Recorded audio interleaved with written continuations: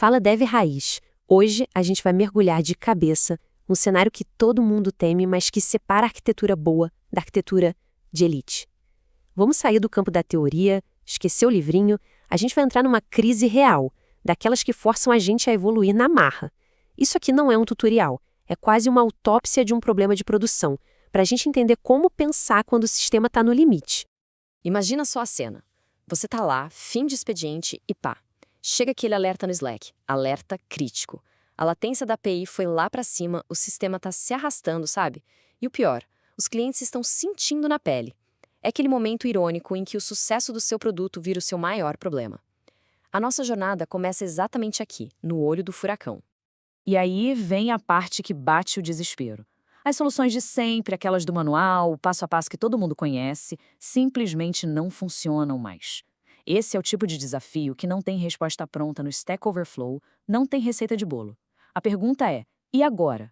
O que a gente faz quando o playbook padrão já não serve para nada?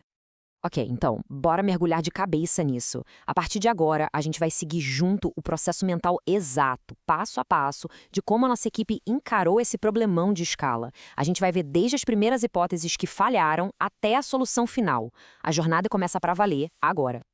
Olha, quem dera a solução fosse uma linha reta, né? Mas a gente sabe que o caminho é todo torto, cheio de hipóteses furadas, testes que dão errado e, principalmente, falhas. Então, vamos começar pelo começo. As primeiras ideias que a gente teve e por que elas não deram certo. Afinal, todo mundo já quebrou a cara. O importante é o que a gente aprende com cada deploy. Bom, a gente sempre começa pelo básico, pelo óbvio, né? Primeira coisa que vem na cabeça. Putz, será que é o banco? Gargalo de leitura? Ou então, será que o cache tá zoado, não tá segurando o que devia? E claro, a solução clássica de sempre. Ah, sobe a instância aí. Aumenta a máquina que resolve. São as primeiras balas que a gente atira no escuro. E foi exatamente o que a gente tentou. Aumentamos a instância do banco. E o que aconteceu? Ganhamos uns minutos de alívio. Deu aquela respirada e aí a carga continuou subindo e o problema voltou com tudo. Só que dessa vez, pior do que antes. Escalar verticalmente tem um limite, e a gente tinha acabado de bater a cabeça nele, com força. E foi aí que caiu a ficha. Aquele momento eureka, sabe? A solução padrão de separar leitura escrita, o famoso read-write splitting, não ia adiantar nada. Por quê? Porque o nosso gargalo massivo, o monstro de verdade, era na escrita numa única tabela gigante. E como aumentar a máquina já não era uma opção, a gente percebeu que precisava de uma abordagem radicalmente diferente. Esse foi o ponto de virada total. A gente entendeu que para jogar na liga dos milhões de usuários, o nosso kit de ferramentas antigo já não servia mais. Precisávamos de novos padrões, padrões de arquitetura de elite que quebram as convenções. O primeiro conceito que a gente botou na mesa foi o Database Sharding. A ideia é simples na teoria, mas a execução é bem complexa. Em vez de ter um banco de dados monolítico gigante, a gente divide ele horizontalmente. Cada pedaço desses, ou shard, vira um banco de dados totalmente independente. Isso distribui a carga de escrita e resolve o nosso gargalo. É basicamente o fim da monogamia com o banco de dados. Tá, mas como a aplicação sabe para qual pedaço do banco mandar informação? A mágica está na lógica de roteamento. Tudo começa com uma shard key, que pode ser, por exemplo, o ID do cliente. A aplicação primeiro pergunta para um serviço de lookup. Ei, os dados do cliente 123 estão onde? O serviço responde, estão no banco B. Só então a query é enviada para o shard certo. A inteligência sai do banco e vem para a aplicação. Ok, performance é importante, mas não adianta nada sem estabilidade. O próximo passo é pensar em resiliência. E aqui entra o padrão bulkhead, ou antiparas, que nem em navio. A ideia é isolar os recursos. Se o serviço de relatórios, que é super pesado, começar a consumir toda a CPU, ele não pode afundar o navio inteiro. Se uma parte do sistema cai, o resto, como o checkout, continua funcionando e vendendo. Certo, temos a arquitetura desenhada, linda no papel. Mas como testar isso sem quebrar a produção de novo? A resposta é Shadow Traffic. A gente basicamente duplica o tráfego real de produção.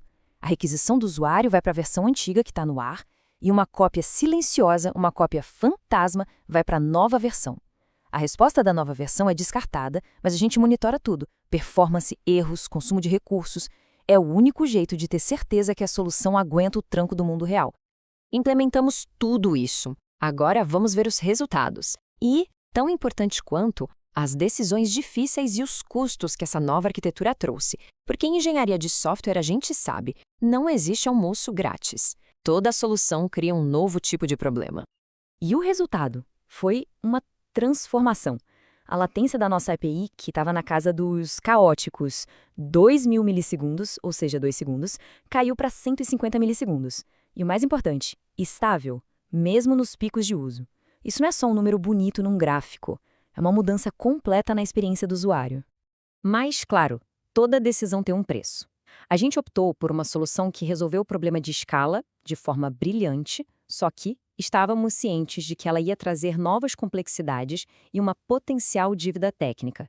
E esse é o tipo de dilema real que times de alta performance enfrentam todo santo dia. E qual foi esse preço na prática? Bom, primeiro, pode dar adeus aos joins entre tabelas que estão em shards diferentes. Acabou. A agregação de dados agora é responsabilidade da sua aplicação. A complexidade operacional, nossa, aumentou muito. Agora temos múltiplos bancos para gerenciar. E ainda tem o risco de hotspots. Se a chave de shard não for bem escolhida, um shard pode receber muito mais carga que os outros. Isso tudo leva a gente para a grande lição dessa história. Essa crise não foi um evento único com um final feliz e pronto. Na verdade, foi o começo de um novo ciclo. A jornada para a excelência em engenharia, ela nunca acaba. Então, o resumo da ópera é o seguinte: para escalar de verdade, a gente precisa quebrar os padrões convencionais. Resiliência e performance têm que andar de mão dada, sempre. Testar com tráfego real não é um luxo, é uma necessidade. E o mais importante de tudo, toda decisão de arquitetura é uma negociação. Não existe certo ou errado, existe o trade-off que faz mais sentido para o seu negócio naquele momento. No fundo, isso tudo é uma mudança de mentalidade. É aquela analogia famosa: servidores são gado, não animais de estimação. A gente não dá nome para eles. Eles nascem, fazem seu trabalho e, se der problema, eles morrem e são substituídos por outros idênticos, de forma automática. A infraestrutura precisa ser imutável. Acabou a era de acessar um servidor para arrumar um arquivo rapidinho. E agora eu queria deixar uma pergunta no ar para todo mundo refletir. Olhando para a sua realidade, para a sua stack hoje, qual dessas estratégias que a gente viu, sharding, bulkhead ou shadow traffic, seria o desafio mais cabeludo de implementar? Pensa aí um pouquinho sobre o que te impediria. Se você já passou por um perrengue parecido com esse e essa jornada fez sentido, já sabe, né? Fortalece o canal com aquele like, compartilha com a galera pra gente levar o nível da comunidade e, claro, se inscreve para não perder os próximos cases reais. E o mais importante, conta aí nos comentários um perrengue técnico que você já enfrentou. Cada história ensina e fortalece todo mundo. Valeu e até a próxima.